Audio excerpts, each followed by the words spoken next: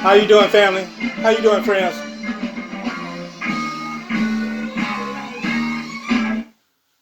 Hello, family. Good to see you again, fellow genealogists.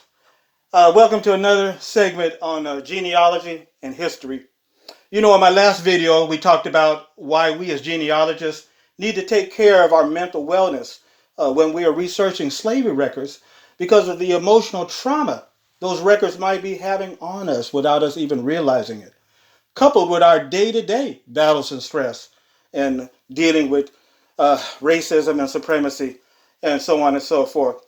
But today, let's talk a little bit about the Melungeons and also about the transatlantic slave trade because there are two questions that we need to have answered. As you can see on the board, I have several pictures here. We see some slave advertisements talking about a parcel of prime slaves just arrived, which are to be sold on Tuesday. We have a person on a cargo ship. Looks like he's delivering his cargo, maybe in Louisiana, maybe in Georgia, somewhere on the river there. We see a picture of the Saudi Arabians and their oil machine there in Saudi Arabia and the Arab. We see up at the top the picture of the United Nations, all the kings of the earth, all coming together trying to bring about peace, but they haven't been able to accomplish that. United States, United Kingdom, France, Israel, Nigeria, South Africa, so on and so forth. And then we have this very interesting picture in the middle of this woman. This was a painting that was painted back in the 12th century, I think in 1180 AD. And you see a picture of the kings of the earth, and they're all bowing down to this woman, this mysterious woman called the Whore of Babylon. That was the name of the painting, taken from the book of Revelation. And she's riding on top of a wild beast with 7 heads and 10 horns. So we're going to get to all this in a minute. So first of all, as I said, we have two questions we need to answer. And the first one is we know that the transatlantic slave trade was the period in which millions, tens of millions of African people were enslaved in Africa and were purchased and then taken to the Americas, such as Brazil, Mexico, and all over the Caribbean, Haiti, Cuba, Barbados, Puerto Rico, so on and so forth. Now, the Melungeons originated from those enslaved Africans who came from the Congo and the Angola regions of Central Africa. They were brought to Brazil and colonial Virginia, where they fused with the indigenous peoples and the European peoples, and they formed family lines of descent down to our day even. Some of our DNA tests are even showing this. And some people refer to the Melungeons as triracial lines, but I like to refer to them as tricultural lines because, let's face it, there is only one race, the human race. But there are different cultures, and in some of my past videos I've talked about that as far as isolation and skin color and so forth. So our first question is, where did the word Melungeon come from? Just think about that for a minute. Where did the word Melungeon come from? And so with that in mind, how did the word originate? Well, Africans from Central Africa taken to colonial Virginia and Brazil, they used a word in their Kimbundu and Kikonko language to describe themselves. The word was called Malungu or Malungo, which literally means the great canoe or companion in misfortune.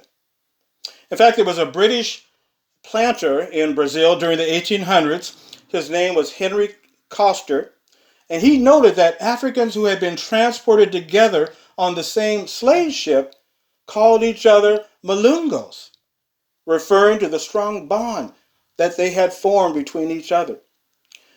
Researcher and writer Tim Harshaw mentioned that the word Malungo appears in a Portuguese dictionary dating back to 1779, and the definition given as Malungo, the black calls another captive who came with him on the same ship. In Virginia, that word was corrupted over time into what we have today, Melungeon. But in Brazil, they still refer to themselves as the Malungos, coming from their Kimbundu and Kikonko languages from Central Africa. Now, other researchers have totally different theories on the word Melungeon. However, I am very comfortable with this definition because according to the Sage Encyclopedia of African Cultural Heritage in North America, it states that the word Melungu came to be used as a self-described ethnic term identifying Bantu-speaking captives, and they were Bantu-speaking, and it later expanded to mean shipmates. So there you have it. So that's a little interesting facts that we can throw out today as far as where did that word Melungeon, what was the original meaning of that word? How did it come about? And there's our answer right there. It came from their languages. And it over time, it got corrupted into the word that we know it today. Well, another question we want to talk today about is who was primarily responsible for the transatlantic slave trade? Was it England? Was it the Dutch Netherlands? We know that the Dutch Netherlands, they brought Angolans and Congo Africans into New York. Was it Portugal? Or what about Spain? Was it Spain? Well, the answer might surprise you, but it was actually a man by the name of Nicholas V. Who was he? He was the Pope of the Roman Catholic Church. Yes, Pope Nicholas V issued a papal bull, or an official Vatican order, on January 8, 1455, just 2 months before his death. And he sent it to the King of Portugal, telling him to, quote, invade, search out, capture, vanquish, and subdue all pagans and reduce them to perpetual slavery, unquote. And you can Google that up. Now another pope, Pope Alexander VI, also was complicit in the beginning of the transatlantic slave trade. Well, what did Pope Alexander VI do? Well, he issued another papal bull granting to the King and Queen of Spain, remember they were King Ferdinand II and Queen Isabella? Yes. And he granted them so-called ownership rights to the lands in the Americas. You remember that was after Columbus had returned back to Spain to report to them of his, quote, discovering America. Then about 8 years later, enslaved Africans began pouring into Haiti and Brazil starting in around 1500, 1501. Pope Alexander did not speak out against slavery during his time that he was the head of the papacy, which was from 1492 to 1503. In fact, here is a picture of them here. Here is a picture of Pope Nicholas V and his papal bull saying to go out and reduce them to perpetual slavery in the year 1455. And here's Nicholas VI and his papal bull in the year 1493. So there you have it. These are the ones that started the transatlantic slave trade. They gave the green light. And so they were complicit in the enslaving and killing of millions, tens of millions of African peoples. So, there you have it. So, but I thought I wanted to share some more with you. The transatlantic slave trade thus began with the authorized blessings from the heads of these two popes, Nicholas V and Alexander VI. But you know what is also quite interesting, my fellow genealogists, is what was recorded in the book called Apocalypse by the last of Jesus' 12 apostles, whose name was John.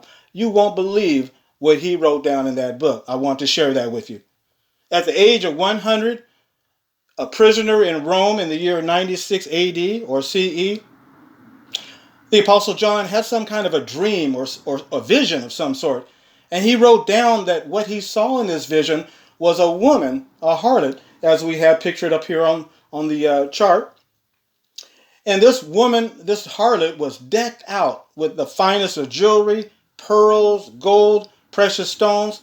And for a minute, she was riding on top of this wild beast with 10 horns. But then all of a sudden, according to the vision, this wild beast turns on her and attacks her and completely destroys her. But one of the reasons why she was so rich, John said that cargoes of ships were being brought to her. In fact, let me just read it to you exactly what kind of ships the Apostle John said. Very, very interesting. And this is taken from chapter 18 from the book Apocalypse. This is what John said. He said, quote, "The merchants of the earth are weeping and mourning over her because there is no one to buy their full cargo anymore, a full cargo of slaves and human lives.